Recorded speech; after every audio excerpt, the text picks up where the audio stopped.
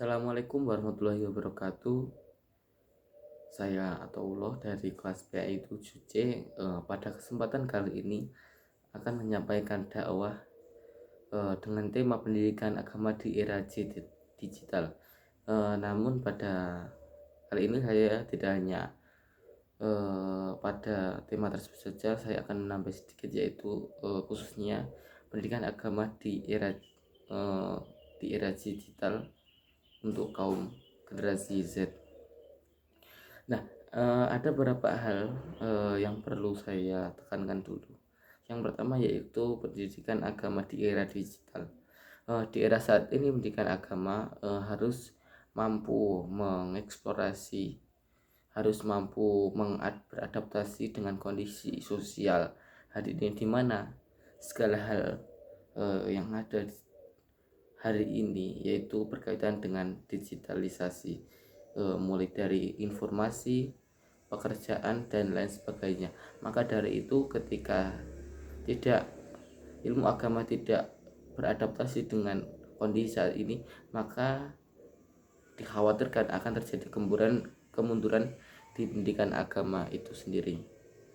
Kemudian ketika kita berbicara dengan digital, maka salah satu generasi yang paling dekat dengan era digital yaitu generasi Z. Generasi Z adalah generasi yang lahir sekitar tahun 97 sampai tahun 2012. Generasi Z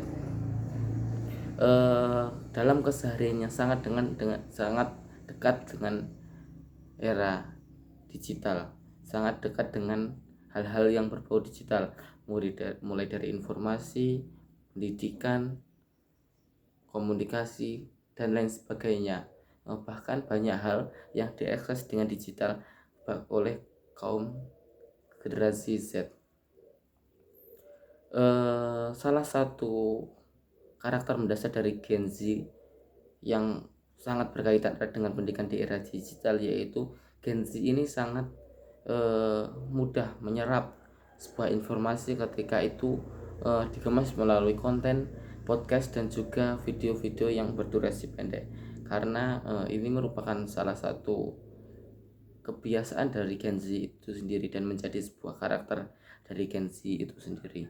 Kemudian selanjutnya, bagaimana sih pendidikan agama di era digital ini agar bisa tepat sasaran, bisa dilakukan dengan efektif dan efisien? Yang pertama, perlu ada skema secara konsisten, yaitu dengan cara pemberian media dakwah melalui media sosial, melalui podcast, melalui video-video berdurasi pendek, dan video-video yang disebar untuk memenuhi media sosial. Karena hari ini tantangannya hanya dua: kita tenggelam oleh konten yang negatif, atau kita berupaya untuk membuat konten positif itu menjadi hal yang familiar, atau setidaknya mampu menyaingi dari konten-konten negatif yang saat ini sangat marak.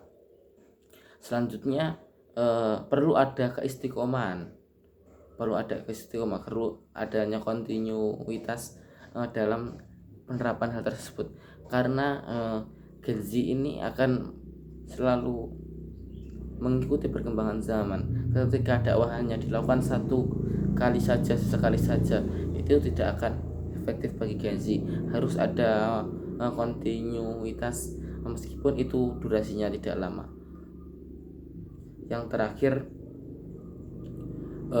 perlu adanya adaptasi terkait dengan hal yang sedang viral saat ini.